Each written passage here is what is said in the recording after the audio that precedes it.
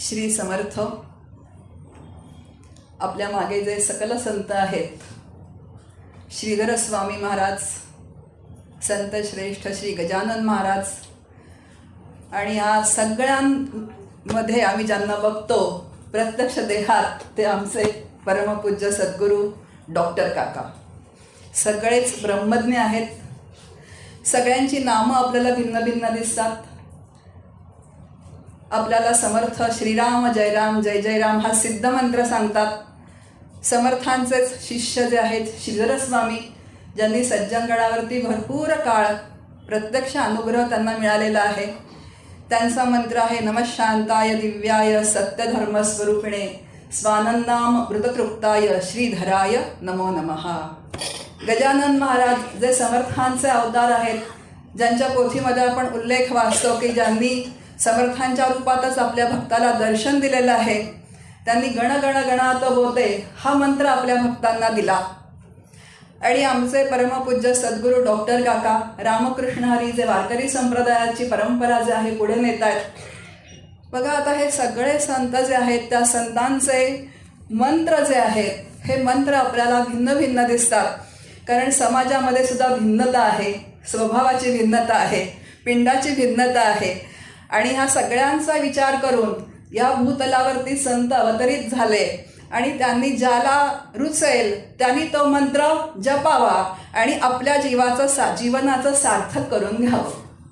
एवढंच आहे फक्त परमार्थ. पण आता तसं ते होत नाही, म्हणून ही सगळं काय करावं लागतो, हा परमार्थाचा प्रपंच मांडावा लागतो. आणि तसं असतं पण, कारण प्रत्येकाच्या सगळी परिस्थिती वेगळी आहे, प्रारब्ध वेगळं आहे.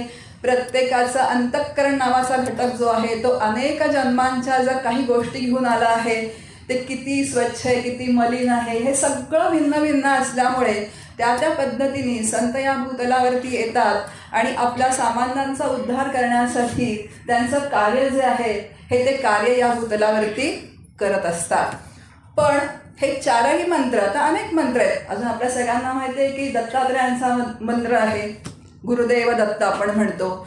देवता भिन्न भिन्न आहेत, सद्गुरूंची रूपं भिन्न भिन्न आहेत, मंत्र भिन्न आहेत, पण तत्व मात्र एकच आहे. मग अशा आपण प्रज्ञातेच्या प्रवचनामध्ये ऐकलं की काय, की सगळे देव एकमेकांना आतून सामील आहेत. ते सामील आहेत पण भांडतो आम्ही. ते सामील आहेत पण नाही, आम्ही गणगणात सोडणार नाही. नाही, आम्ही रामकृष्ण हरीचे कोण आहोत, आम्ही वारकरी संप्रदायाचे आहोत, आम्ही समर्थ संप्रदायाचे नाही. आम्ही काय म्हणणार, फक्त रामकृष्ण हरी म्हणणार. ठीक आहे, सुरुवातीला ह्या सगळ्या गोष्टी अपेक्षित असतात. कारण एक दैवत, एक मंत्र, उपास्य दैवत एक असावं, म्हणजे आपल्या चित्ताची एकाग्रता जी आहे एकाग्रता व्हायला मदत होते. म्हणजे साध्यापर्यंत जाण्यासाठी आपल्याला काय होतं, ते सुलभ होऊन जातं. पण ह्याचा अर्थ असा नाही की तुम्ही त्यांचे, आम्ही यांचे, ते त्यांचे, असं अजिबात नाही आहे. आणि खरोखरी आज अधिक मासाचा काय आहे तर प्रारंभ होतो आहे. आणि आज ती भगवंताचीच योजना आहे की सगळे नामसाधक एका छताखाली यावेत. सगळे नामसाधक जे आहे पुरुषोत्तम मासाच्या निमित्ताने ते एका छताखाली यावेत. कारण आमच्या इथे चिंचवड गावामध्ये मी राहते. चिंचवड गावामध्ये बोर्ड लागला आहे राम मंदिर जवळ. आता अनेक मंदिर आहेत. आता विष्णू सहस्त्रनामाचे पाठ सुरू होणार. आता अजून ज्याचा त्याचा संकल्प असेल, पवमानाचा अभिषेक आहे. आता या सगळ्या उपासना आहेत. पण आज आपण असे भाग्यवान आहोत की आज पुरुषोत्तम मासाच्या प्रथम दिनी आपण आज संतांच्या विचारांवर आरूढ होतो आहोत. आणि ही सद्गुरु कृपा आहे, त्याला सद्गुरु कृपा म्हणतात. जेव्हा त्या उपास्य दैवताची नामाच्या माध्यमातून आपल्यावरती कृपा होते, तेव्हाच त्या स्वरूपापर्यंत जाण्यासाठी सद्गुरूंची कृपा आपल्यावरती होते. आता सद्गुरूंनी दिलेलं आपण नाम घेतोय, सगळेजण नामधारक आहोत. आणि म्हणूनच आज आपण इथे काय आहोत तर जमलेले आहोत. पण मग पुढे जी त्याच्यामधून जर आपल्याला पुढे पुढे जायचं असेल, कारण आजचा विषय जो आपला आहे धारणा, ध्यान आणि समाधी. आता आपण छान अतिशय सुंदर प्रज्ञातेंकडून विचार ऐकले. मग आता हे विचार आपले नामधारकाचे सुरू असतात, सगळे सतत आपण नाम घेत असतो. पण धारणा जे चित्तानी जे अखंड पकडून ठेवायचं असतं तिथे आपण थोडं कमी पडतो. आणि त्यामुळे पुढे धारणेचं रूपांतर जे ध्यानात व्हायला पाहिजे आणि ध्यानाचं रूपांतर जे समाधीमध्ये व्हायला पाहिजे ते आपलं होत नाही. आता या संतांचा जय जयकार का करतो आपण? कारण ते कसे झालेले आहेत तर त्यांच्या स्वरूपी स्थित झालेले आहेत, म्हणजे ते आनंदरूप झालेले आहेत, स्वानंदाने तृप्त झालेले आहेत. आता तिथे काही खटपट आहे का? काहीच खटपट नाही आहे. तिथे निवांत स्थिती आहे, आनंदरूप स्थिती आहे, अखंड स्वानंदात रममाण आहे. आता अशी स्थिती सगळ्यांना आवडते की नाही? कोणाला नको आहे? कारण तिथे सुख आहे. खटपट कुठे आहे? साधनेमध्ये खटपट आहे. जेव्हा सिद्ध अवस्था तिथे प्राप्त होते, साध्यामध्ये खटपट अजिबात नाही. सगळी खटपट जी आहे ती तिथे थांबून जाते.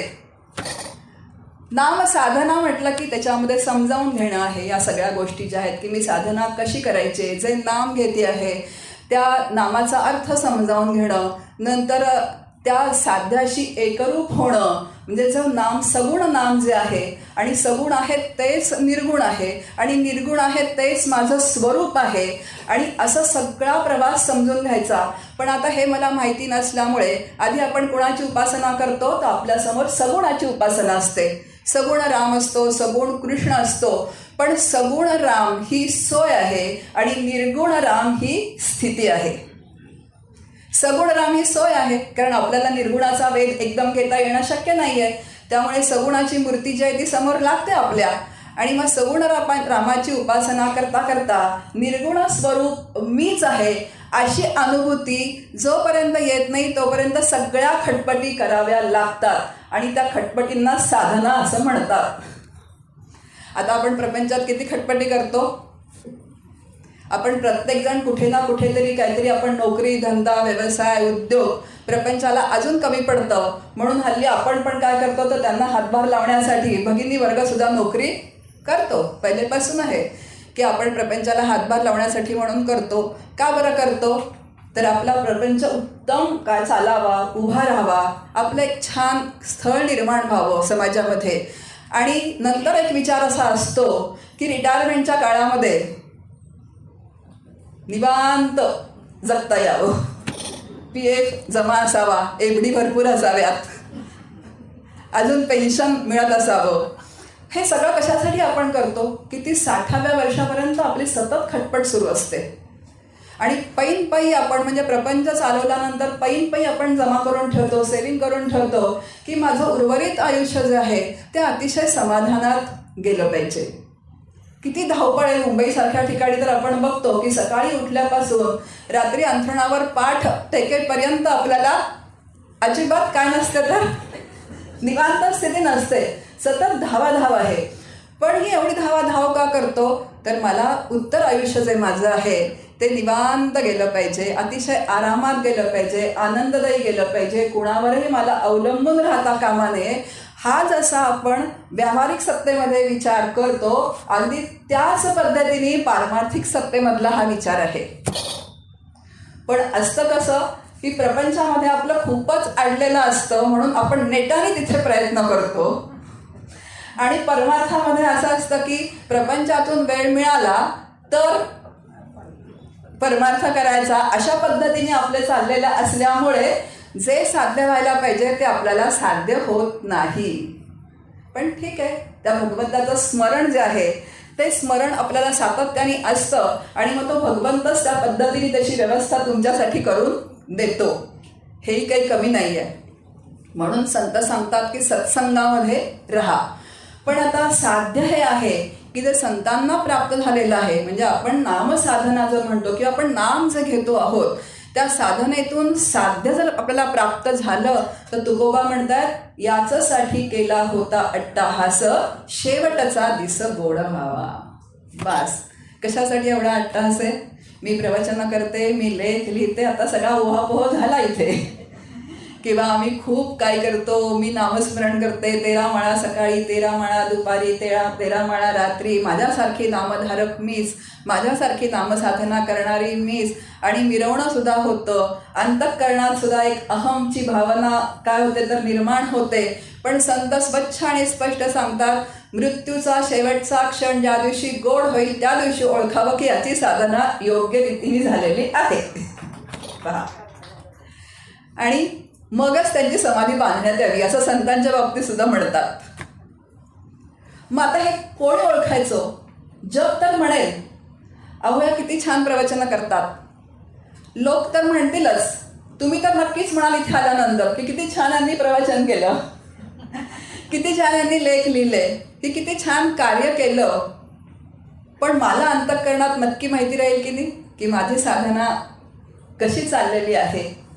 माझी साधना जर योग्य रीतीने चाललेली असेल, योग्य मार्गावर योग पंथावर आपली चाललेली असेल, तर शांती, समाधान, तृप्ती, निर्भयता, आनंद आणि या महामृत्यूचं जे भय आहे हे भय चित्तातून निघून जातो.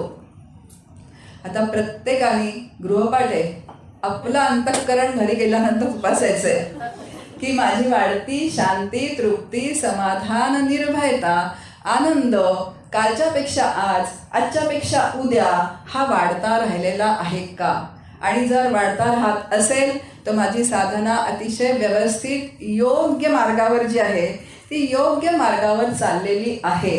आणि तसं जर आपल्याला अनुभवाला येत नसेल तर अजून काहीतरी कशात तरी गडबड आहे. मग त्या गडबड आहे म्हटल्यानंतर मग परत काय करायचं, तर परत मी कुठे चुकतेय? आपल्या चुका आपण शोधायला शिकणं याला साधना असं म्हणतात. साधनेची एक व्याख्या आपल्या समोर छान येऊन जाते. साधना म्हटलं की आपल्याला असं वाटतं की काहीतरी करतायत, ग्रंथ वाचन करतायत, म्हणजे काहीतरी पारायण करतायत, त्याला साधना आपण म्हणतो. त्या साधना नाही असं नाही, त्याला त्याचं मूल्य आहे, त्याची मर्यादा सुद्धा नक्की आहे. पारायणांना पण मूल्य आहे, त्याची मर्यादा आहे. पण आपल्या अंतःकरणावरती आपण सातत्याने लक्ष ठेवत राहिलो तर आपल्या लक्षात येतं की अरे मी इतके दिवस नामस्मरण करतेय, नामसाधना करतेय, पण अशी स्थिती मात्र मला प्राप्त झालेली नाही. कशी? संतांसारखी स्थिती मात्र मला प्राप्त झालेली नाही. आणि त्यासाठी फक्त परमार्थ आहे, बस. दुसरा परमार्थाचा उद्देश नाही. राम हमारा जप करे हम बैठे आराम, ही स्थिती जी आहे यासाठी मगाशी जो वैखरी, मध्यमा, पश्चंत्य आणि परावाणींचा उल्लेख केला तो यासाठी केला की ते नाम जे आहे ते परावाणी जाईपर्यंत खटपट आहे. ते परावाणीत एकदा तुमचं स्थिर झालं की मग तिथे खटपट सगळी संपून जाते. आणि मग कबीर महाराज म्हणतात त्याप्रमाणे, राम हमारा जप करे हम बैठे आराम. किती छान स्थिती हो. थोडा एक अंतर्मुख होऊन अंदाज घ्या की खरंच असं झालं तर काय होईल, असं झालं तर किती आनंददायी ती आतमध्ये स्थिती असेल. पण ती येण्यासाठी जे प्रयत्न करावे लागतात, जी विचारांची साधना आहे, जी विचारांची साधना करावी लागते ती अतिशय महत्वाची आहे. खूप नामधारक असं म्हणतात की अहो खरं तर नाम असे परिपूर्ण साधन आहे की नाही? नक्की आहे, अगदी नक्की आहे, कारण सगळ्या संतांनी एकमुखाने सांगितलेलं आहे. पण ज्या पद्धतीने संतांनी नाम घेतलं, प्रल्हादांनी नाम घेतलं, वाल्या कोळ्याने नाम घेतलं, त्या पद्धतीने आपलं नाम होतं का? वाल्या कोळ्याची कथा आपल्या सगळ्यांना माहिती आहे. अंगावर वारुळं चढली, नारद महर्षींनी सांगितलं की श्रीराम जय राम जय जय राम म्हण. अंगावर वारुळं चढली तरी सुद्धा काय आहे तर त्यांनी रामनाम सोडलेलं नाहीये. म्हणून कोण झाला? वाल्या कोळीचा वाल्मिकी ऋषी झालेले. प्रल्हादाला अनेक संकटांना तोंड द्यायला लागलं, पण तरी त्याची निष्ठा आणि श्रद्धा अजिबात ढळलेली नाहीये. याला धारणा, आपला विषय काय आहे? धारणेचा. अखंड नाम ज्या चित्तामध्ये आहे ते काय आहे तर अखंड त्याच्यात चित्त तिथे त्या धारणेवरती स्थिर झालेलं आहे. म्हणजे स्थिर करण्याचा तो प्रयत्न आहे. अखंड नाम बघा, असं एकदम अचानक कुणालाही काहीही जमत नाही. प्रत्येक गोष्टीचा काय आहे तर सराव आहे आणि तो सराव करावा लागतो. आता मोठमोठे जे गायक लोक असतात ते सुद्धा किती तास, आपण मुलाखती ऐकतो, किती तास रियाज करायला बसतात? 8-8 तास रियाज करतात दिवसातले. म्हणजे प्रत्येक साधना जी आहे ती साधना खूप महत्त्वाची आहे. एका रागावरती एक दिवस त्यांना बसवतात तो रियाज करायला. मग त्या पद्धतीनेच हा काय आहे तर सराव आहे. आणि पण परमार्थ इतका सवंग झाला आहे की नामस्मरण म्हणजे काय तर जाता येता घेणं. बरोबर आहे, घे मग जाता येता, कारण संतांनी त्या पद्धतीने ते सांगितलेलंच आहे की खेळता उठता बसता भांडता बोलताना काय घ्या तर तुम्ही नाम घ्या. नाथ महाराज तर म्हणतात भांडता नाही नाम घ्या, पण त्या कुठेतरी त्या मुखामध्ये काय तर ते येऊ देत. आता ही जी आपण प्रल्हादाची वगैरे बघितली वालाकुळ्याची धारणा म्हणजे चित्त एकाग्र करण्याचा प्रयत्न संतांना सुद्धा सुरुवातीला करायला लागलेला आहे. तुकोबांचे अभंग जर आपण गाथेमध्ये बघितले तर त्याच्यामध्ये तुकोबांचे अनेक असे अभंग आहेत की हे भगवंता विठ्ठला माझं चित्त स्थिर होत नाहीये तर तू माझं चित्त स्थिर करून घे. समर्थांचे अभंग जर आपण बघितले तर समर्थांच्या अभंगांमध्ये सुद्धा आपल्याला तो विचार मिळतो.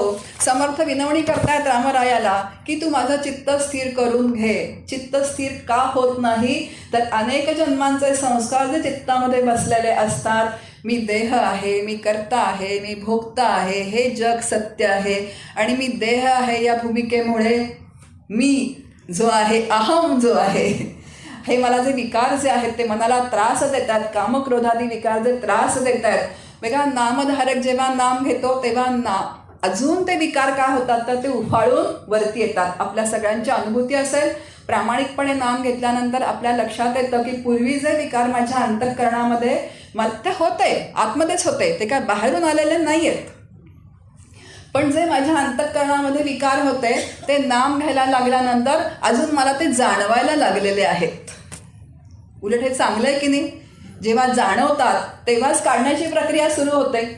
पण आता असं आहे की साधक जेव्हा नाम घेतो आणि त्याला विकार पण जेव्हा त्रास द्यायला लागतात तेव्हा तो साधने म्हणजे विचार करून की माझ्या मनात हा क्रोध काम यायला नको आणि तो नामाचा प्रभाव वाढवत राहतो. पण तरी सुद्धा एक वेळ अशी येते की त्याच्या हातात काही गोष्टी राहत नाहीत आणि इथे सद्गुरूंची कृपा असते. आणि इथे सद्गुरूंची कृपा असते मग सद्गुरूंना विनंती करावी. बघा समर्थांचा अभंग आहे, पतित पावना जानकी जीवना वेगी माझ्या मना पालटावे. वैराग्याचा नाही लेश, मी नुसतं मला वैराग्याचा लेश नाही, मी शब्दज्ञानामध्ये अडकलेलो आहे, हे विषय मला त्रास देत आहेत. समर्थांसारख्या संतांनी आपल्या सद्गुरूंकडे म्हणजे रामरायाकडे प्रार्थना करावी. म्हणजे आपण कुठल्या पातळीवर आहोत. मग आता जो नामसाधक आहे त्यांनी नाम घ्यायचं, अखंड त्या नामाची जी धारा आहे ती चित्तामध्ये धारणा म्हणजे चित्त एकाग्र करण्यासाठी आधी ते नाम जे आहे ते पकडून ठेवावं लागतं, ते सुटू देता कामा नये. जसं म्हटलं की वालाकुळ्यांनी ते नाम काय आधी सगळ्या संतांनी आधी ते धरून ठेवलेलं आहे आणि हळूहळू हळूहळू हळू ते स्थिर होत जातं.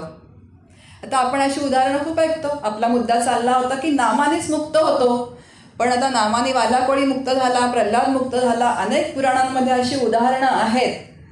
पण आता आपण नामाला बसल्यानंतर स्थिर बैठक घातली, डोळे मिटले, हातात माळ घेतली आणि डासून कुणकुण करायला लागले तर काय होतं,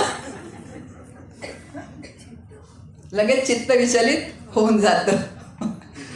आता तेवढी आपली पात्रता आहे का, तेवढा अधिकार आहे का, अंगावर वारुळ चढणं इतका किंवा काय. आणि म्हणून भक्ती आणि ज्ञान या दोन्हींची कास धरून साधकांनी पुढे जावं.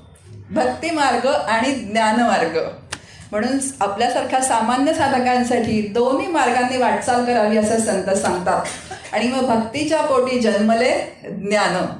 भक्ती जेव्हा अंतःकरणात रुजते नामाने, बघा अखंड आपण नाम घेतो आहोत, जसं जमेल तसं घेतो. छोटी प्रापंचिक आहोत, प्रपंचातल्या काही गोष्टी असतात, पुढे आपण विचार करूयात की प्रपंचाची धारणा जी चित्तात बसलेली आहे ती बाजूला टाकून या नामाची धारणा कशी स्थिर करायची. मग आता ही भक्ती नामानी भक्तीने काय होतं तर नामस्मरणाने अंतःकरण जे आहे ते मृदू मुलायम व्हायला लागतं.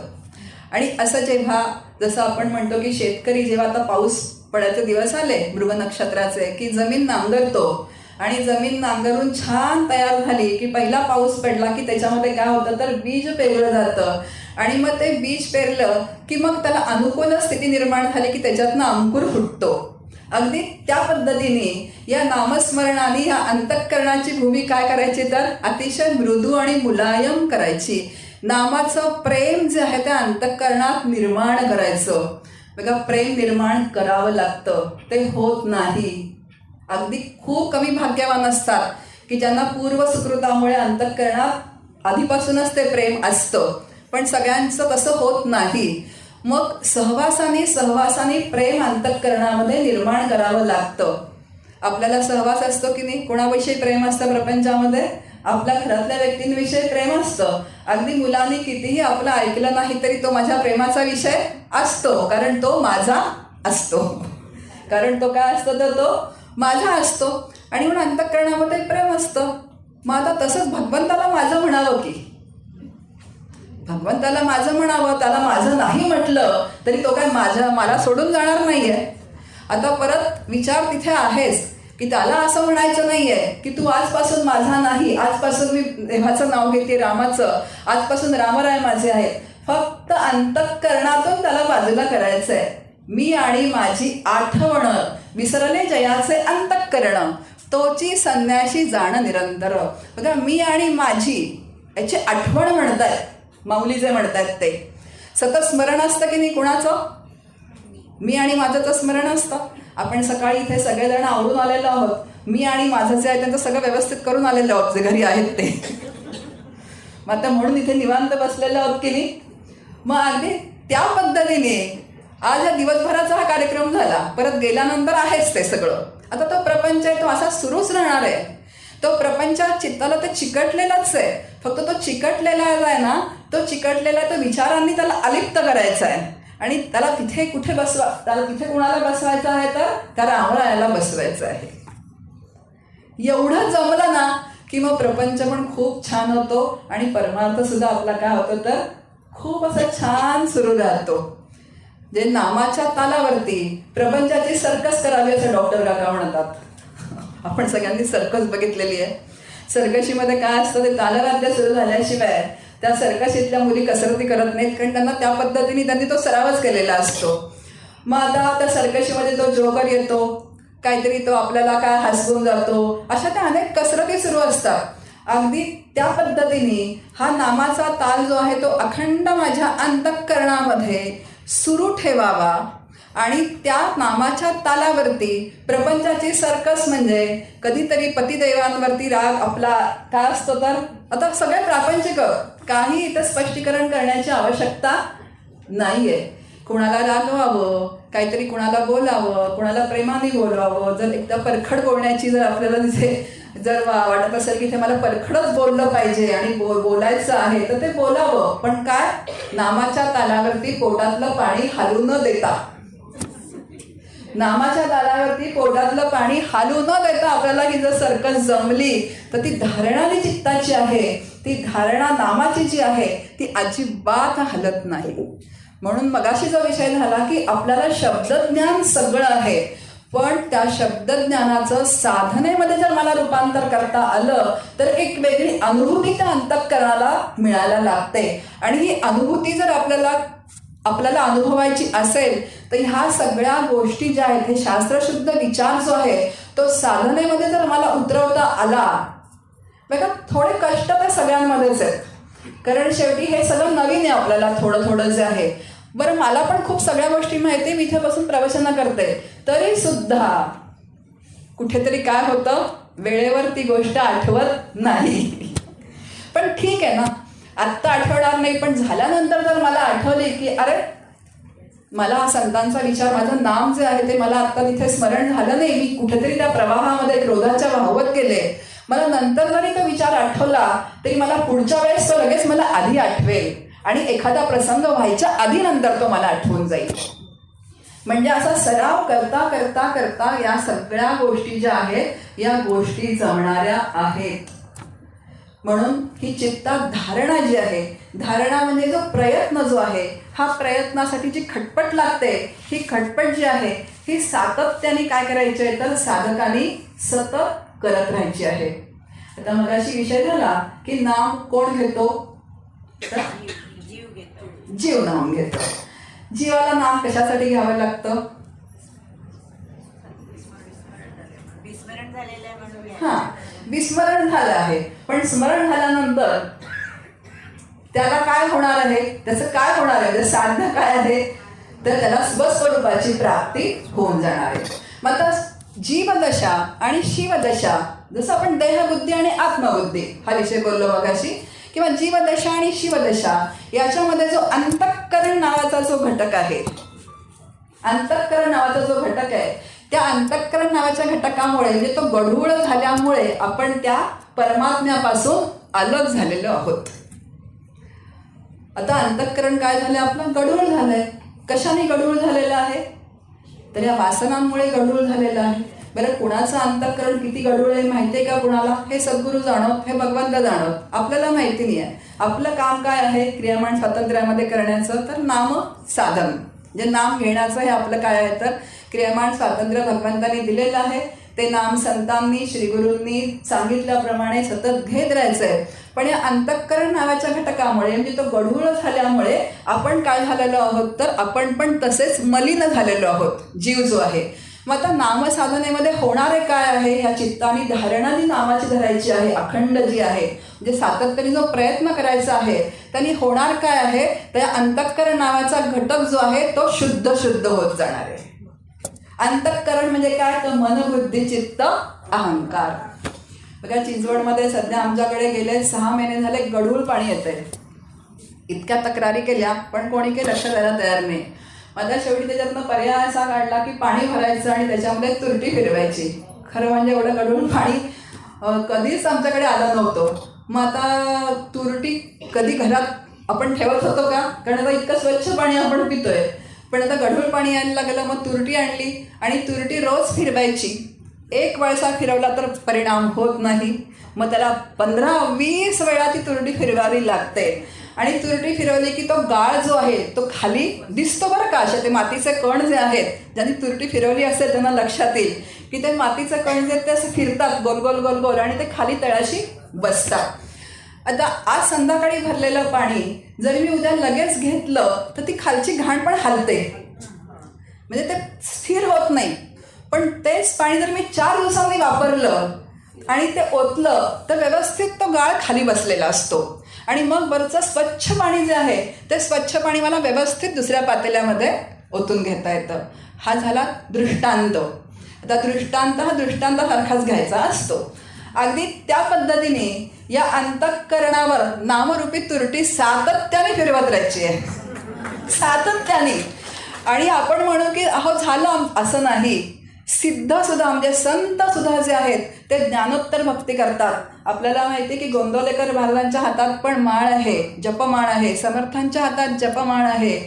गजानन महाराज पण अखंड गणगण गणात बोते म्हणतायत. नमः शांताय दिव्याय श्रीधर स्वामींच्या अखंड मुखात मंत्र आहे. रामकृष्ण हरी आमचे सद्गुरू डॉक्टर काका अखंड रामकृष्ण हरी म्हणतायत. म्हणजे नंतर सुद्धा ते नाम सोडायचं नाहीये, जे ते सुटतच नाही. सोडायचं नाही म्हणजे त्यावेळेस ती स्थितीच होऊन जाते. पण तोपर्यंत ही नामरूपी तुरटी जी आहे व फिरवलं झालं माझं काम, असं अजिबात नाही. कारण कसं होतं की जेव्हा पहिला वळसा आपण फिरवतो, सुरुवात असते ना आपली साधनेची सगळी जी असते, मग आपण प्रापंचिक होतो. प्रपंच जो आहे तो चित्तामध्ये इतका ठाण मांडून बसलाय की नामस्मरण सुरू आहे पण कान मात्र कुठे आहेत, प्रपंचाकडे आहेत. नाम मग ते कसं सुरू राहतं, यांत्रिकपणे नाम श्रीराम जय राम जय जय राम, श्रीराम जय राम जय जय राम. काय गं सुनबाई काय म्हणतेस, श्रीराम जय राम जय जय राम, श्रीराम जय राम जय जय राम. हा त्याच्यात जरा थोडं कमी आहे, ते नीट कर बरं का, मला असं चालतं, मला तसं चालत नाही. श्रीराम जय राम जय जय राम. आता हे वाया जाईल का? वाया नक्कीच जाणार नाही, पण कामाला मात्र येणार. याच्यासाठी केला होता अट्टाहास, शेवटाचा दिस गोड बाबा. पण धारणा चित्ताने करणं आवश्यक आहे की नाही, कुठेतरी त्याला सवय लागायला पाहिजे. त्यामुळे तशी धारणा चित्ताने एकाग्र होण्यासाठी धारणा करणं नामावरती हे पण काय तर आवश्यक आहे. पण अखंड नामाचा प्रवाह म्हणजे हे विचार जर आपल्या बरोबर असतील, मुख्य आपला जो विचार आहे की नामाबरोबर विचार. बघा, जर फक्त नाम घेऊन महात्मे मुक्त झाले, पण असं जर असतं, आपल्यासारखे जर गोंदवलेकर महाराजांचं आपण 365 प्रवचनांचं पुस्तक वाचतो ना, त्यांनी पण विचार सांगितलाय की नाही प्रवचनांमध्ये. त्यामुळे नामाबरोबर विचार जो आहे तो विचार हवाच. आणि जेव्हा नाम आणि विचार हे बरोबर चालतं तेव्हा एक दिवस ते नाम मला ध्यानामध्ये आणि धारणेचं रूपांतर ध्यानामध्ये आणि ध्यानाचं रूपांतर समाधीमध्ये होऊन जातं. पण अतिशय स्टेप्स इतक्या व्यवस्थित आहेत, आपण ह्या तर फॉलो केल्या ना. आता खरं म्हणजे धारणेमध्येच हा सगळी साधन आहे, धारणेमध्ये साधन आहे. ध्यानामध्ये ती स्थिती अजून काय पुढे गेलेली आहे. आणि समाधीमध्ये तर काय तो नाममय झालेला आहे. नामाचा जो नामी आहे ब्रह्मरूप श्रीराम, त्याच्यामध्ये तर लय झालेला आहे.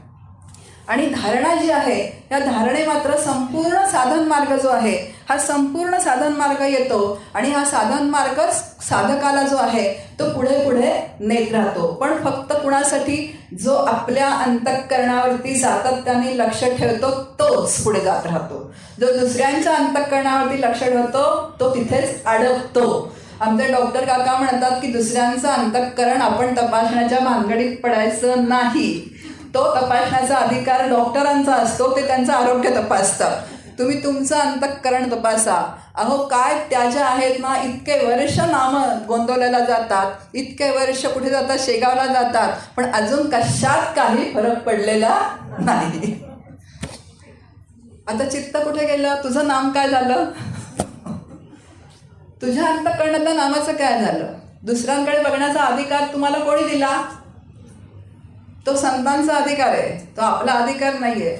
म्हणून जो साधक आहे, जो प्रामाणिक साधक आहे, त्यांनी दुसऱ्यांना तपासण्याच्या भानगडीत पडायचं नाही. माझ्या अंतःकरणावरती लक्ष ठेवायचं आणि लक्ष ठेवून माझं नाम व्यवस्थित चाललेलं आहे का नाही हे मात्र सातत्याने तपासत राहायचं.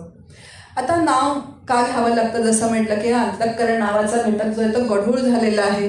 जसं मी देह, हे जग सत्य, हे सगळे माझे आहेत, हे माझे कुटुंबीय आहेत, हे माझे नातेवाईक आहेत, ही माझी मुलं आहेत, हा सगळा प्रपंच असतो की नाही. त्याचे छान एक घटक पडले 4: व्यक्ती, वस्तू, घटना आणि परिस्थिती. या 4मध्ये सगळं जीवन आपलं चाललेलं असतं. एक तर व्यक्ती असतात, कुटुंबातल्या, शेजारच्या पाजारच्या, नोकरी, धंदा, उद्योग, व्यवसाय जो आपण करतो तिथल्या व्यक्तींमध्ये आपलं जीवन चालू असतं.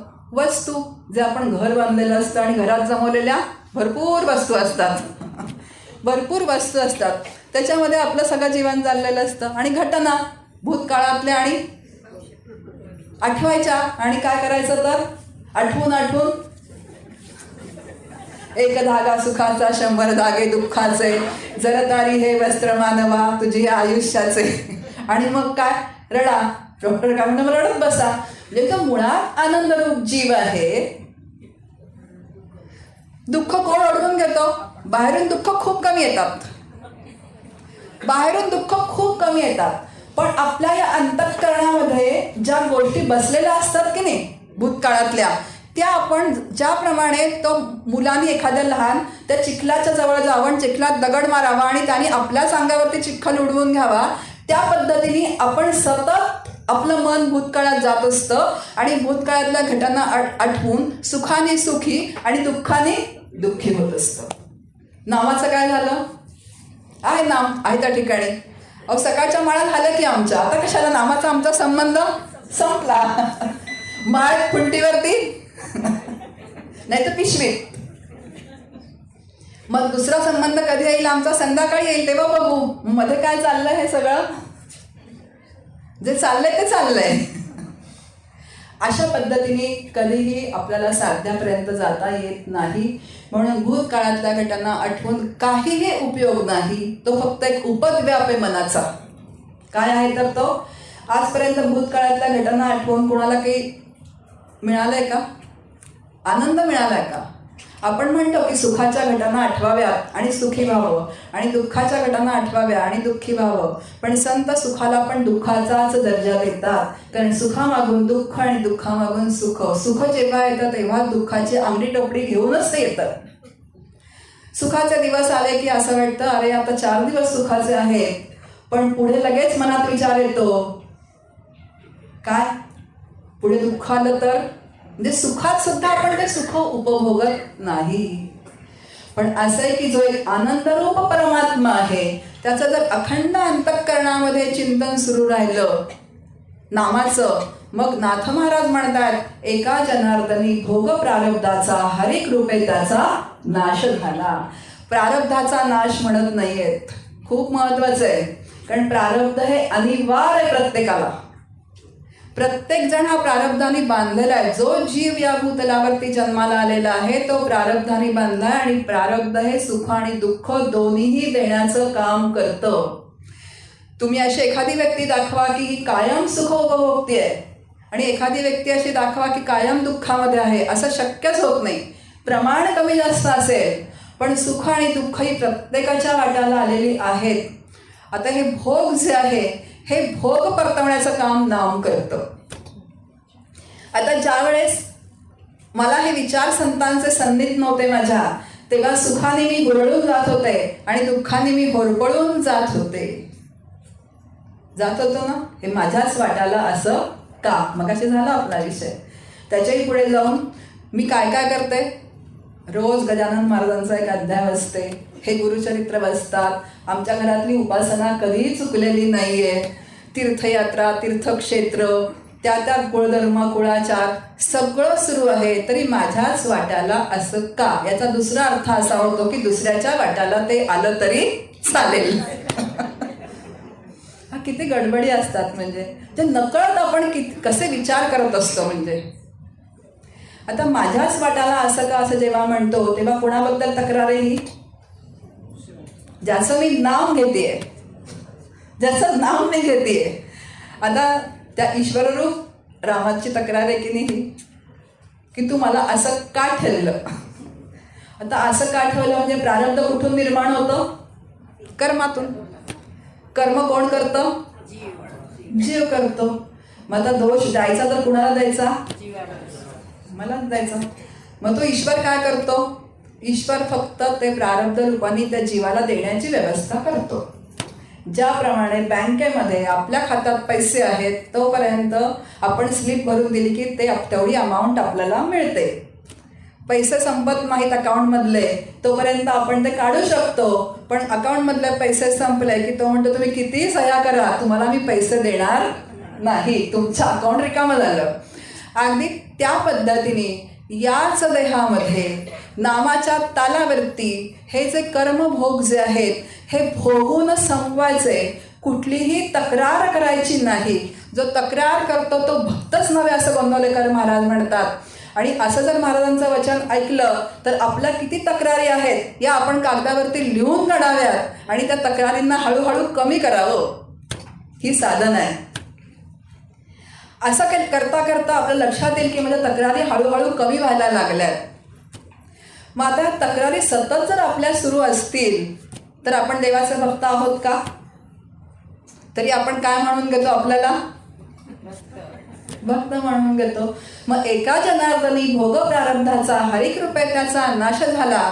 तुमचं काय होतं तर प्रारब्ध तुम्हाला भोग देण्याचं काय करणार आहे तर काम करणार आहे, सुखाचे आणि दुःखाचे. पण पूर्वीच्या आणि मी सुखाने हुरळून जात होते, दुःखाने होरपळून जात होते.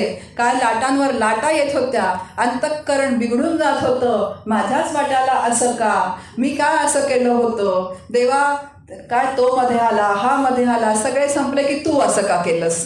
आणि ह्या सगळे ज्या गडबडी होत्या त्या गडबडी थांबून जातात की प्रारब्ध हे त्याचं भोग देण्याचं काम करणार आहे.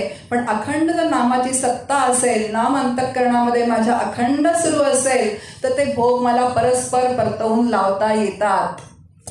सुखाचा भोग आला रामकृष्ण हरी, दुःखाचा भोग आला रामकृष्ण हरी. हे येणारच आहे, कारण सुखदुःख समान झालं त्यामुळे जन्म आपल्याला आलेला आहे. आणि सुखदुःख ही अनिवार्यपणे भोगायचे आहेत, कुठलीही तक्रार न करता ती भोगून संपवायचे आहेत. मग तुमचा अकाउंट नील झाला, मग काय राहील? फक्त एक नाम राहील. काय राहील? फक्त एक नाम राहील. मग नाम राहिल्यानंतर काय? नामाच्या नामीमध्ये विलीन व्हायला काय वेळ लागणार आहे आपल्याला? वेळच लागत नाही. पण ह्या सगळ्या विचारांसह त्या चित्तामध्ये ही धारणा म्हणजे हे नाम जे आहे हे नाम अखंड सुरू राहिलं पाहिजे. मगाशी विषय झाला जे जे भेटीचे भूत ते जाणीचे भगवंत. आता आपण नामधारक आहोत, सगळे नामस्मरण करणारे आहोत, पण तरी वृत्ती ह्या कशामध्ये असल्यामुळे प्रपंचामध्ये असल्यामुळे प्रपंचात प्रत्येकाच्या काही ना काहीतरी काय असतात तर गडबडीच असतात. आपण मूर्तीमध्ये देव बघू शकतो, बरोबर, देवळात केल्यावर देव बघू शकतो, घरातल्या देवामध्ये देव बघू शकतो, पण आपल्या आजूबाजूच्या माणसांमध्ये मात्र आपण देव बघू शकत नाही. धारणा, नाम सुरू आहे, पण हा नाम म्हणजे जो भगवंत आहे ह्या सगळ्यांच्या हृदयात तेवढाच तितकाच तसाच आहे. आणि अशी जेव्हा स्थिती येते ना, तेव्हा नाम यत्किंचित सुद्धा विचलित होत नाही. आणि ती स्थिती येत नाही, ती आणावी लागते. मुख्य मुद्दा तिथे आहे की ती येत नाही, तर ती आणावी लागते साधनेने आणि विचारांनी. एक अशाच भगिनी सज्जनगडावरती वर्गाला यायच्या डॉक्टर काकांच्या. 32 वर्ष काका डॉक्टर काका गडावरती वर्ग घेत होते. एका प्रवचनात डॉक्टर काकांनी सांगितलं, हे वचन जे संतांचं आहे ते, जे जे भेटीचे भूत ते ते जाणीचे भगवंत. त्या भगिनी गड उतरल्या, तो वर्ग संपला, म्हणजे समारोप झाला, आणि दुसऱ्या वर्षी वर्गाला आल्या गडावरती.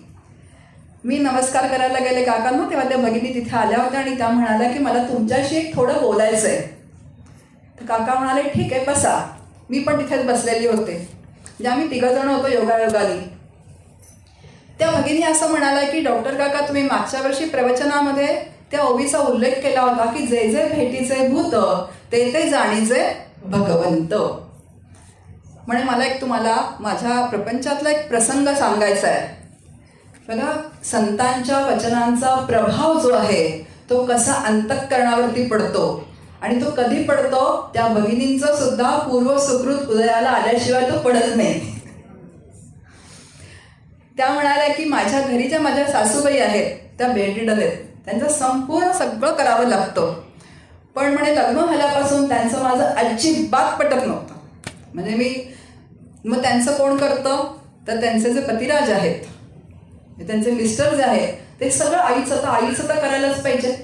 आणि तो मुलगा जो आहे म्हणजे यांचे पती जे आहेत ते सगळं आईचं सकाळपाशी ऑफिसला जायच्या आधी करून जायचे. मध्ये कोणी कामाला मुलगा होता आणि रात्री आल्यानंतर सुद्धा ते सगळं आईचं करायचे. त्या असं म्हणाले की मी फक्त औषधं देण्याचं आणि जे काही जेवणाचं काही असेल तेवढं करण्याचं मी काम करत होते. म्हणजे किती कटुता मनामध्ये असेल. या प्रसंगावरून लक्षात येतं की किती कटुता त्या सुनबाईच्या मनामध्ये असेल. ती म्हणे मी गडावरती आले, हे प्रवचन ऐकलं आणि घरी गेले. शब्दांचं रूपांतर, वचनांचं रूपांतर साधनेमध्ये कसं करायचं. घरी गेले आणि सारखं तुमचं वाक्य माझ्या डोक्यात घोळत होतं, जे जे भेटीचे भूत ते ते जाणीचे भगवंत. आणि घरातला प्रसंग म्हणाली रोज आमचं रुटीन त्यांचं सुरू असेल. ते यायचे, ते काय जे करायचे, त्या आईचं वगैरे सगळी जी सेवा वगैरे करत होते. आणि संध्याकाळची वेळ होती, म्हणाल्या माझे पती बाहेर गेले होते आणि मग मला हळूच असं वाटलं की आपण आईजवळ जाऊन बसावं. पहिल्या शब्दाला आईजवळ जाऊन बसावं. आणि म्हणाल्या मी त्यांच्या पायाजवळ बसले आणि हळूच त्यांच्या चरणांना पायाला स्पर्श केला आणि थोडे हळूहळू पाय दाबायला लागले.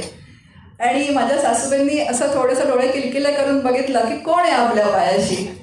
आणि त्या बोलल्याने पण त्यांच्या चेहऱ्यावर मला समाधान दिसलं की सुनबाई आपली कधी नव्हे ती आपल्या पाय दाबायला येऊन बसली. आणि तेवढ्यात तिकडून माझे पती पण आले आणि त्यांनी पण हे दृश्य बघितल्यानंतर त्यांना पण खूप समाधान वाटलं. कारण ते चेहऱ्यावर दिसतं समाधान समोरच्या व्यक्तीच्या की आपली बायको जी आहे ती आपल्या आईचे पाय चेपतीये. आणि त्यांच्याही चेहऱ्यावर समाधान दिसलं. आणि त्या दोघांच्या चेहऱ्यावरचं समाधान आणि मुख्य माझ्या अंतःकरणात जो विचार तुम्ही सांगितलेला होता तो मला तिथे फॉलो करता आला. म्हणजे प्रत्यक्ष तो मला ॲप्लिकेशन्सचा परमार्थ ज्याला आपण म्हणतो तो मला ते विचार तिथे वापरता आला. हे समाधान मला मिळालं. बघा, आणि एका विचाराने किती लोक समाधानी झाले. म्हणजे हे संत वचन ही कामं करतात. आणि म्हणून संत वचनांचं मनन चिंतन करावं ते ह्यासाठी ते त्यांच्या प्रत्यक्ष अनुभूतीमधून ती आलेली वचनं असतात. आणि मग जे जे भेटीचे भूत ते ते जाणीचे भगवंत. म्हणजे एका वचनाने केवढं काम केलं आणि अख्खं घर परत आनंदाने नांदू लागलं. आता हे समाधान नावाची चीज जी आहे ती सांगता येते का कुणाला.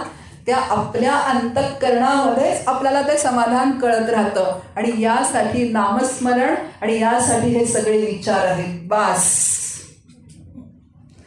समाधान म्हणजे सम्यक आधान कशी झाली पाहिजे तर अंतःकरणाची स्थिती समस्थिती ज्याला आपण म्हणतो अशी समस्थिती झाली पाहिजे अंतःकरणाची की ते समाधान कधीच बिघडत नाही.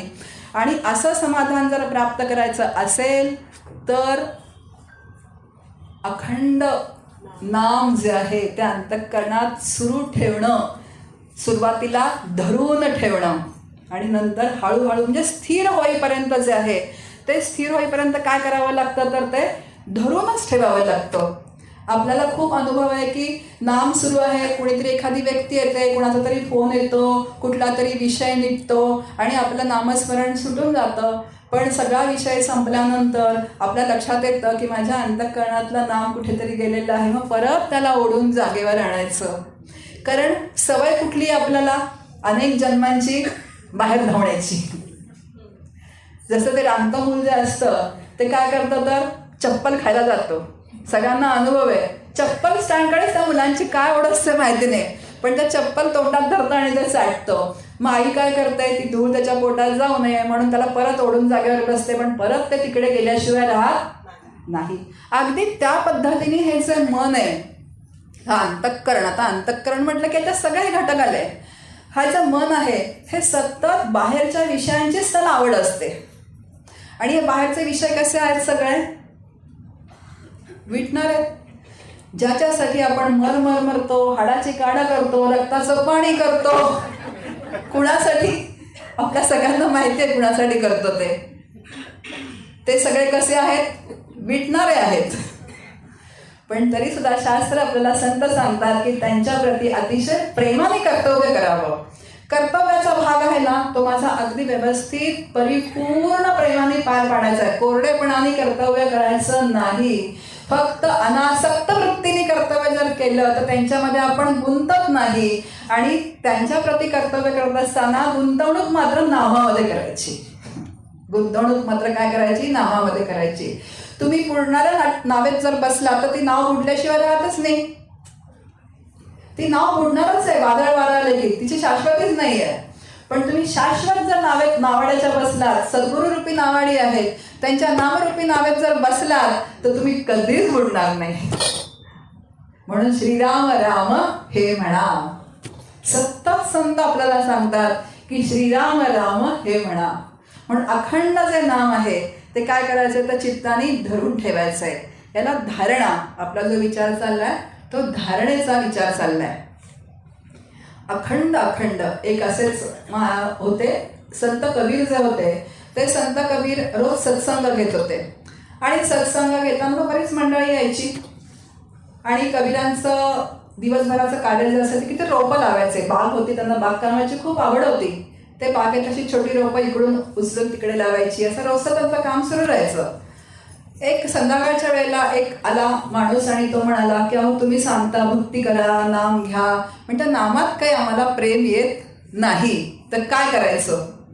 तर कबीर महाराज म्हणतात इधर से उखाड के उधर लगाना. बस, काय प्रपंचात प्रेम आहे की नाही, भरपूर प्रेम आहे. जीव टाकतो आपण अगदी त्या प्रपंचासाठी.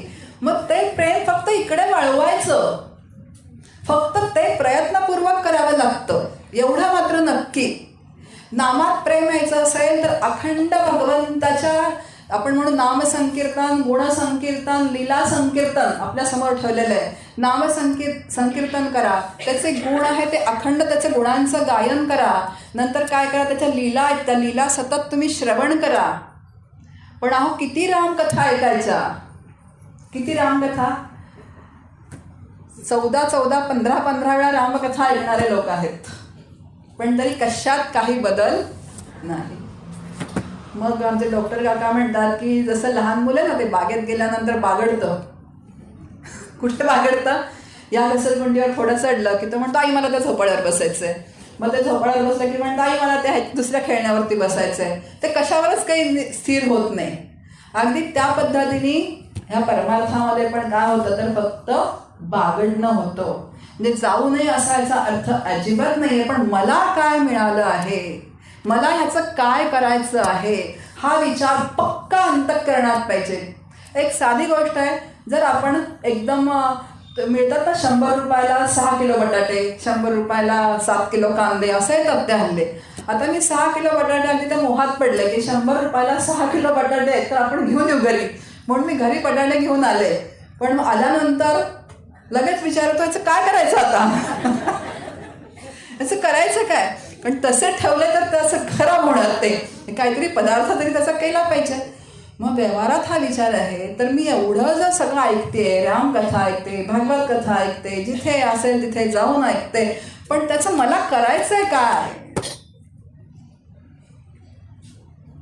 तर त्या विचार फार थोडा असतो आणि तो विचार मला एखादा क्लिक झाला एखाद्या प्रवचनातून, एखाद्या वक्त्याकडून, की त्या विचारांवरती आपण जर मनन केलं, त्या विचाराला पण धारणा लागते चित्ताला धरून ठेवण्यासाठी.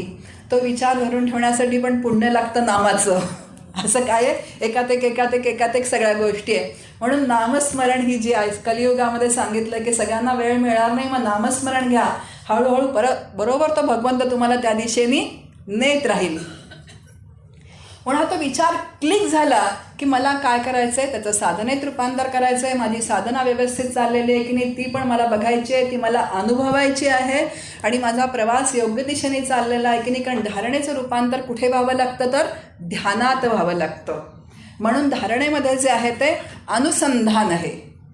म्हणून राम गावा, राम ध्यावा, राम जीवीचा विसावा, असं आपल्याला समर्थ म्हणतात. रामाचं गुणगान गा, रामाचं काय करा, तर त्याचं लीला संकीर्तन आहे ते श्रवण करा, पण अखंड त्या चित्तात जे आहे तर रामाला धरून ठेवा. राम कथा ऐकताना सुद्धा चित्त एकाग्र होत नाही हो आपलं. सतत काय आहे तर घरचे विचार.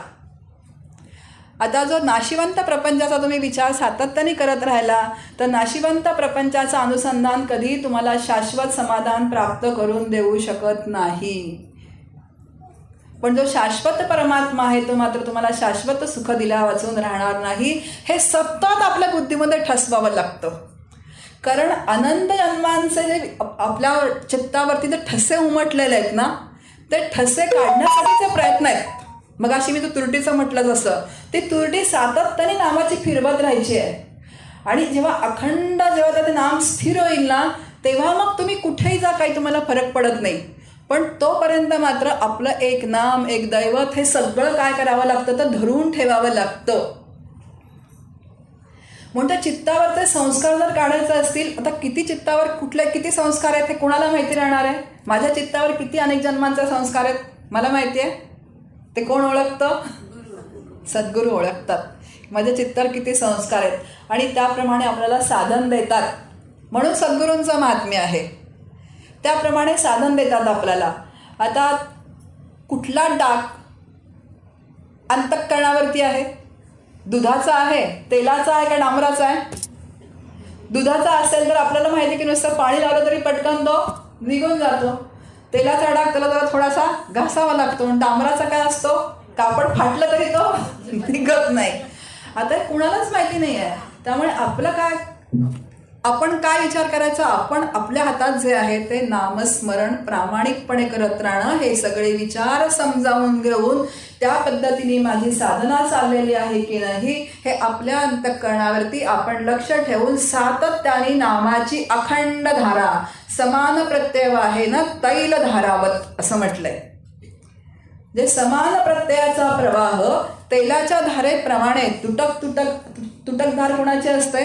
दुधाची धार तुटक असते, नंतर पाण्याची धार तुटक असते, पण तेलाची धार कशी असते तर अखंड असते. आणि अशा अखंड धारेप्रमाणे आपल्या अंतःकरणामध्ये एका बाजूला नामस्मरण सुरू राहिलं पाहिजे.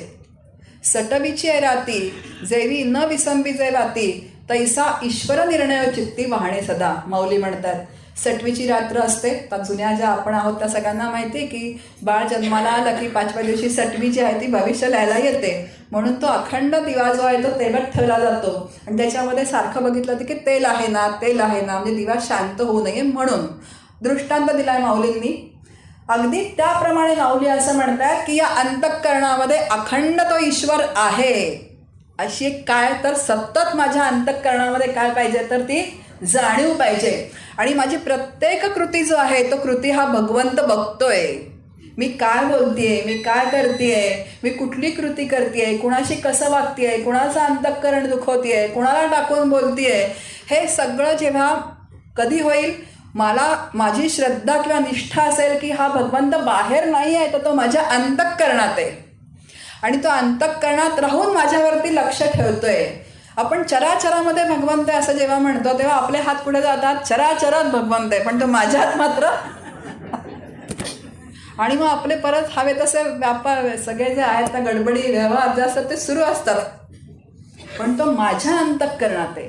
आणि प्रत्येक गोष्ट तो इतका सुपर कॉम्प्युटर आहे की प्रत्येक गोष्टीची नोंद त्याच्याजवळ होतीये. आणि अशी जेव्हा त्या भक्ताच्या अंतःकरणामध्ये अखंड जाणीव असते तेव्हा मग ते नामस्मरण पण त्या दर्जाचं होऊन जातं.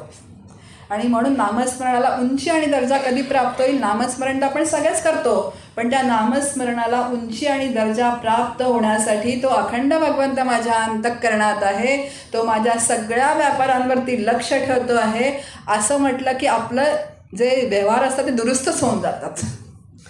पण तरीसुद्धा विस्मरण होतच ना मध्ये मध्ये. कारण का? वासना ज्या असतात त्या वासनांचा जोरा इतका रेटा जो इतका प्रबळ असतो की आपण विसरून जातो आणि परत आपले व्यवहार सुरू होतात. पण तरी परत समेवर येणं हे नामसाधकाचं काम आहे. म्हणून साधक एकदा त्या पंथावर चालायला लागला की तो भगवंत पण त्याला बरोबर समेवर आणत राहतो. ही त्याची व्यवस्था आहे. पण सुरुवातीला बोट कोणी धरावं लागतं? आधी बोट धरावं लागतं. जेथे जातो तेथे तू माझा सांगाती, चालविसी हाती धरोनिया. जिथे जातो मी तेथे तू माझा सांगाती आहेस, तू मला हाताला धरून चालवतोयस, असा तुकोबांचा अनुभव आहे. अखंड तो भगवंत कुठे आहे? तर तो माझ्या बरोबरच आहे. अशी अखंड तुकोबांच्या चित्तात काय आहे? तर ती धारणा आहे. म्हणून अशी धारणा जेव्हा अखंड राहते तेव्हा धारणेचं रूपांतर ध्यानामध्ये होऊन जातं. ध्यानामध्ये होऊन जातं म्हणजे काय? तर सर्वत्र वासुदेव सर्वमिती स महात्मा सुदुर्लभा. सगळीकडे त्याला वासुदेवाची काय येते? तर प्रतीती येते की सगळीकडे ओतप्रोत हा भगवंत भरलेला आहे. कुठे तो नाही असं नाहीच. बघा संतांची चरित्र वाचा. गाढवाला पाणी पाजलं नाथांनी, तुकोबा मंदिराला प्रदक्षिणा घालत होती विठ्ठलाच्या, तर साधन काळात असं झालं की ते प्रदक्षिणा घालत होते आणि आपल्याला माहिती आहे की त्या प्रांगणातच जे पक्षी बसलेले असतात, कबूतर असतात, अनेक पक्षी असतात, ते तुकोबांना बघून उडून गेले. आता तुकोबा अतिशय उत्तम साधक, त्यांना असं वाटलं की जर आत्मतत्व एक आहे तर मला बघून ते का बरं उडून गेले? मी त्यांचा मित्र आहे, कारण तत्व एकमेव अद्वितीय आहे. म्हणजे किती उच्च स्थिती असेल. आणि ते पांडुरंगाच्या चरणी त्यांनी नमस्कार केला आणि मनापासून कळवळून तळमळीने म्हणाले की जर आत्मतत्व एक आहे तर ते पक्षी मला का बघून उडून गेले? ही जी तळमळ आहे ही भगवंतापर्यंत पोचते. आणि एक अभंग आपल्याला माहिती आहे काय आहे? वृक्षवल्ली आम्हा सोयरी बनचरे. ते चित्र पण आपल्या तुकोबांचं माहिती आहे की सगळे कोण बसलेले आहेत? तर खांद्यावर पशुपक्षी बसलेले आहेत. म्हणजे आता कुठे भेद राहिला का? अखंड ध्यान कोणाचं आहे? तर त्या भगवंताचं आहे. बघा आता शिवथरगड जर आपण बघितली तर शिवथरगड म्हणजे आत्ता तरी खूप सोयी झाल्या आहेत. मी 92 साली जेव्हा गेले होते तेव्हा एक 10-15 किलोमीटर चालत जायला लागायचं फाट्यापासून. आणि त्याच्याही आधीचा 450 वर्षांचा काळ आठवा. समर्थांचा जो आहे तो. समर्थांनी शिवथरगडी दासबोध लिहिला. मग तेव्हाची घनदाट जंगल जे आहे किंवा समर्थांनी भारत भ्रमण केलं. आज आपण नर्मदा परिक्रमा बसमधून जातो आणि तिथे उतरल्यानंतर ते सुद्धा आपल्याला चालवत नाही. पण त्या काळी संतांनी हे जे भारत भ्रमण केलं आहे, शिवथरगडी समर्थ गेले असतील, ती तिथली जी परिस्थिती ती आत्ता डोळ्यासमोर आणा की काय असेल त्यावेळेस. पण असं सांगतात की जेव्हा एखादा ब्रह्मज्ञ जो आहे ज्या वाट्याने जातो त्या वाट्यावरती जे हिंस्र श्वापद जे असतात त्या श्वापदांना सुद्धा एक आनंदाची अनुभूती येते आणि ती त्यांना वाट करून देतात. आता ही काय स्थिती आहे? म्हणजे म्हणून धारणेचं रूपांतर जेव्हा ध्यानात होतं आणि आपली ही स्थिती व्हावी. बघा आता संतांची तर झालेलीच आहे, पण आपण धारणेचं रूपांतर जेव्हा ध्यानात होतं तेव्हा खूप आपल्या अंतःकरणातले हे जे विकार आहेत ना, हे विकार कमी व्हायला लागतात. असं वाटतं की सोडून द्यावं. नाही तर आधी अंतःकरण काय होतं? तिने असं बोललं का, आता मी असं बोलीनच माझी वेळ आली की. तर एक उदाहरण प्रत्येकाने प्रत्येकाच्या गडबडी तपासाव्या अंतःकरणातल्या. पण मग जेव्हा धारणेचं रूपांतर ध्यानात व्हायला लागतं तेव्हा असं वाटतं हे सगळे आपल्यासारखे आहेत, हे जीवरूपाने जन्माला आलेले आहेत. जीव हा कसा आहे तर दोषांनी युक्तच आहे, त्याचं स्वरूप असंच असणार आहे. पण माझी जबाबदारी आहे नामधारक म्हणून की मला जर ती स्थिती प्राप्त करून घ्यायची असेल आणि यांच्यामध्ये जर अडकायचं नसेल तर त्यांच्या प्रति कर्तव्य प्रेमाने पार पाडून त्यांना सोडून देणं, त्यांची व्यतिरेक करणं, त्यांना बाजूला करणं. आणि असं जेव्हा आपण बाजूला करत राहतो तेव्हा मग त्या धारणेचं रूपांतर ध्यानात होतं. आणि ध्यान लागलं किंवा समाधी तर काही वेळच नाही आहे त्याला. समाधी म्हणजे काय तर तो ब्रह्मस्वरूप श्रीराम आहे. बघा निर्विचार स्थिती जेव्हा येते तेव्हा समाधी तिथल्या तिथेच असते, अशी काही वेगळी समाधी नसते. नाम समाधी, धारणा, नाम ध्यान आणि नाम समाधी असे 3 टप्पे असले. आता माऊलींची आपण जर प्रतिमा बघितली तर आपल्याला असं वाटतं अशी समाधी आपल्याला कधी लागेल.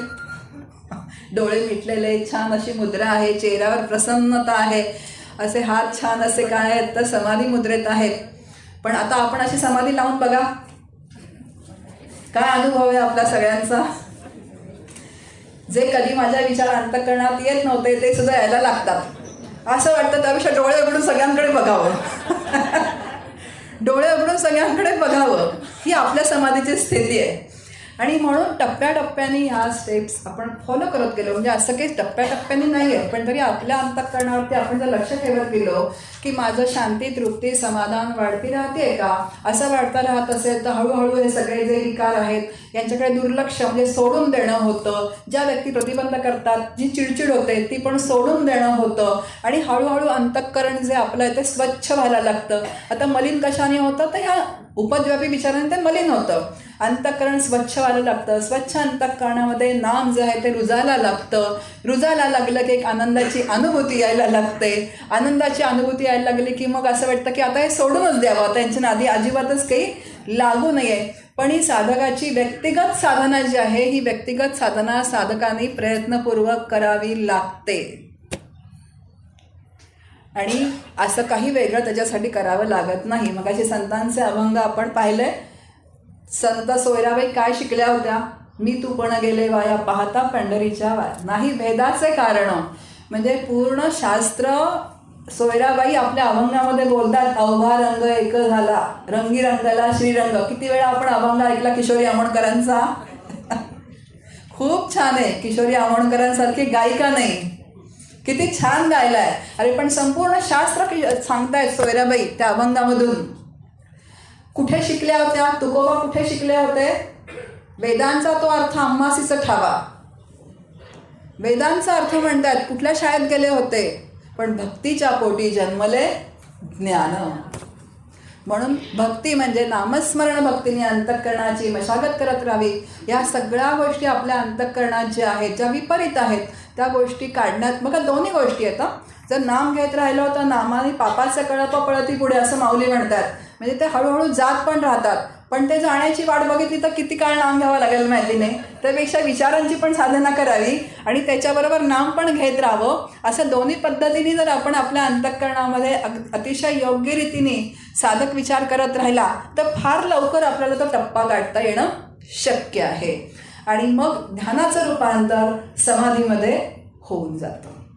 खरं म्हणजे आता विषय खूप मोठा असतो. ध्यानाचा विषय खूप मोठा सांगण्यासारखा आहे. कसं ध्यान आपण ह्या चराचरामध्ये आपण लावू शकतो. पण आत्ता आपण आपला वेळ संपलेली असल्यामुळे आपण आज इथेच थांबणार आहोत. पण धारणेचं रूपांतर आपण सगळे धारणा म्हणजे चित्ताची एकाग्रता करण्याचा आपला सर्वांचा प्रयत्न सुरू आहे.